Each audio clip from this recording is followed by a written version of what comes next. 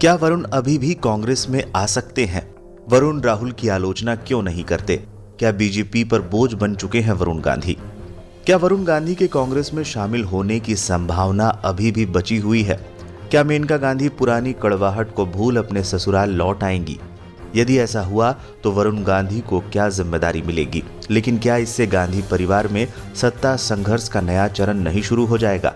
क्या तेज तर्रार मेनका गांधी को प्रियंका गांधी या राहुल गांधी स्वीकार कर पाएंगे? ये ऐसे सवाल हैं जो भारत जोड़ो यात्रा दौरान कई बार उमड़ घुमड़ कर सामने आ चुके हैं।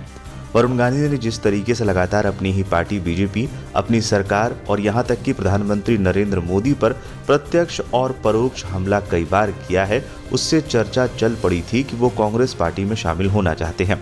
प्रियंका गांधी से उनकी नजदीकी भी इस चर्चा को बल दे रही थी, लेकिन राहुल गांधी ने इन तमाम चर्चाओं पर सवालिया निशान लगा दिया जब उन्होंने साफ तौर पर कहा कि वरुण गांधी की विचारधारा उनसे नहीं मिलती है। उन्होंने कहा था आरएसएस के ऑफिस ले जाने के लिए उनका गला काटना पड़ेगा। इससे पहले भारत जोड़ो यात्रा में वरुण गांधी के शामिल होने के सवाल पर राहुल गांधी ने कहा था, यात्रा में कोई भी जुड़ सकता है, लेकिन वरुण गांधी को इसमें परेशानी होगी क्योंकि वो बीजेपी में है। तो क्या ये मान लिया जाए कि वरुण गांधी के लिए कांग्रेस के दरवाजे बंद है? नहीं, ऐसा नहीं है।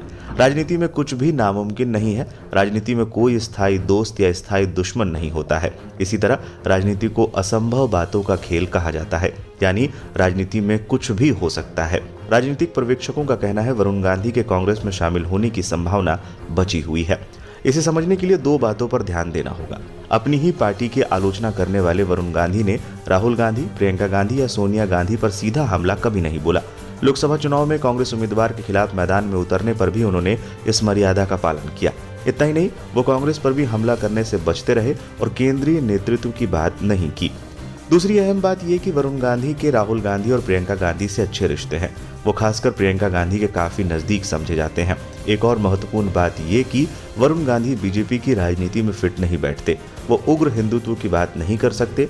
उनके चुनाव क्षेत्र में मुसलमानों की अच्छी खासी तादाद है, वो उनकी उपेक्षा नहीं कर सकते। मेनका गांधी भी मुसलमानों की हितैषी समझी जाती रही हैं। बीजेपी में शामिल होने के बाद भी वो मुस्लिम विरोधी बयानों के लिए नहीं जाने जाते। चौथी बात यह कि वरुण गांधी और मेनका गांधी अब बीजेपी के लिए बहुत काम के नहीं रहे। मेनका और वरुण को बीजेपी में लाकर कांग्रेस को झटका देने का मकसद पूरा हो चुका है। इससे कांग्रेस की छवि को जितना चोट पहुंचाया जा सकता था वो हो चुका है। वो अब बीजेपी पर एक बोझ की तरह है जिन्हें पार्टी ढो रही है। जहां तक विचारधारा का सवाल है, खुद कांग्रेस अब सॉफ्ट हिंदुत्व पर चल रही है।